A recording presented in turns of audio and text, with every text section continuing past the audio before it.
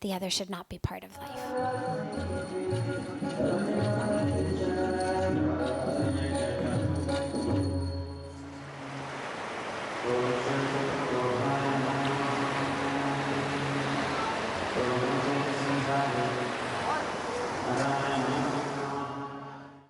So the question that came up just a few minutes ago was a question about yatra, question about Ganga and Gangotri. We're going on yatra, going on pilgrimage up to Gangotri, to the source of Ganga. So what message should be taken? And this is really the difference between a yatra and a vacation. When you go on a vacation, the goal is just how much outside can I see?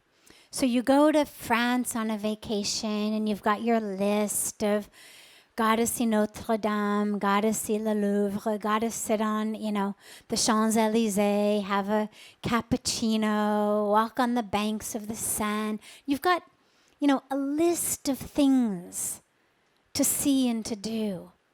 Going to go to Italy, a different list. Go to Switzerland, a different list. Go to America, a different list. And you come home with a lot of photographs, some souvenirs.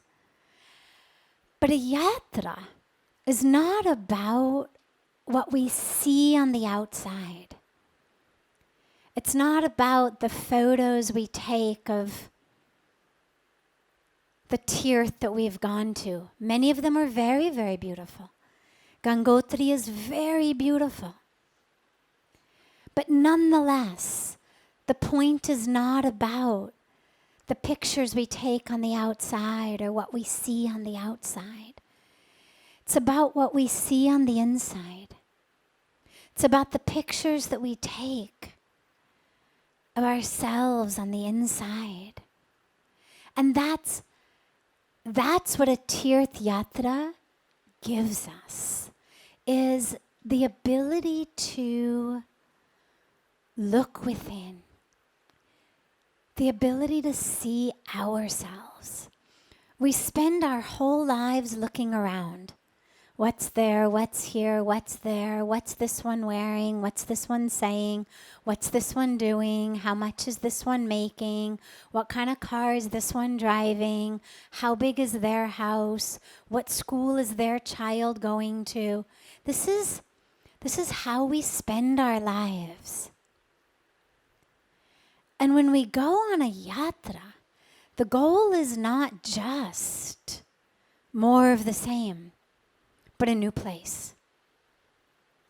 The goal is, how can I change my vision from looking outside to looking inside? And so when you go on yatra to any of our sacred areas, it's always about an inner pilgrimage. The outer pilgrimage is just the vehicle, the divine, beautiful path that takes us to go in. But if all you come back with are photographs and a suntan and, sore legs, it wasn't a real yatra. May have still been a nice vacation, but it's only a real yatra if you've gone inside. The darshan that we have of the divine, whether it's in our temples of Badrinath or Kedarnath or Gangotri or Yamunotri, whether it's at any of the sacred areas across the country, even in other parts of the world,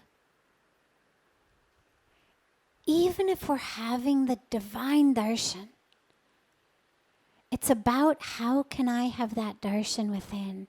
How through having the darshan in this mandir or having the darshan at this holy place can I see the divine within me?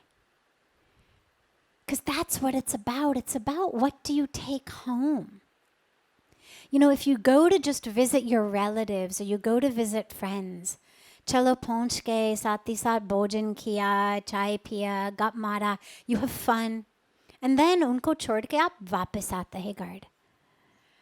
But when you go and you meet God, it's not supposed to be like that. कि मिल के वापस आए. थोड़ी देर बैठे फिर चल पड़े. The whole point of going to meet with God is to take that back with you. So yes, through the mandir, through the darshan, whether it's a deity in the mandir, whether it's the height of Mount Kailash, whatever tirth we're going to, through all of that, it's about having that darshan inside of me. Because that's what goes home with me. And so the teaching that Puja Swamiji has given on all of the yatras that we've gone on has always been less chatting, more chanting. Neto, along the way, we just keep chatting. Chalo, where should we have chai? Where should we have food? Acha, I made these really nice laddus. Would you like one? Acha, I'm getting motion sickness. Matlab, whatever it may be. But we fill the time. Whether it's in a car, whether it's in a bus, whether it's in an airplane. But we fill the time with chatting. And then suddenly we're at the mandir. And you've got your 2 minutes. And it's cello, cello, cello, cello, cello, cello, cello, like that. If instead of that, our yatra begins now, right here, right now, because our scriptures have told us over and over again in so many different ways that God lives everywhere. That all of the universe is pervaded by the divine. And so the path to the holy place is also divine. The people you meet along the way of your pilgrimage are also divine. The trees, the rivers, the mountains along your way are also divine. So spend the time of your pilgrimage chanting rather than chatting. And this goes for your specific pilgrimage now. It also goes for your life pilgrimage. And specifically, because the question was raised about going to Gangotri. So when we go to have darshan of the source of Ganga, we're going back to the lap of the mother, the womb of the mother. And what can we take from that? What blessings, what experience do we take back from that? And it's an experience of the mother and of knowing that, yeah, she came down on earth right there. But she's here in all of these places. Yes, that's where she arrived. But after she arrived, she kept coming. She has stayed. And so all of the other places, wherever you are, that mother is with you. And how to take her message. And Puja Swamiji always reminds us, he says, Mother Ganga gives and gives and gives with no discrimination. No discrimination. She irrigates the farms of Muslims and Hindus, Christians, Jews, Indians, non-Indians, the pious, the non-pious, the rich, the poor. You do her arti, she irrigates your field. You don't do her arti, she still irrigates your field. So no discrimination, no expectation. It's not about, you pray to her, so she'll flow for you. Because that's how most of us live. You're nice to me. You do what I say, you respect me. I'll be nice to you, I'll respect you, we'll have a nice relationship. But if you don't do what I want, if you don't do it, jaise मैं चाहती हूँ, जब मैं चाहती हूँ, जिस तरह से मैं चाहती हूँ, well then forget it. But Ganga gives us the message of no expectation. She keeps flowing and keeps flowing. Some parts of her path are very easy. Some parts have rapids, some have no rocks, some have lots of rocks. Some are straight, some are windy. But she doesn't say, oh my God, it's a curve, forget it. I'm not going to do it. You people said this was going to be easy, forget it, no curves. If I'm going to handle curves, I want to raise. No expectations. And no hesitation and no vacation. So she never wakes up in the morning and says, forget it, today I'm not going to flow.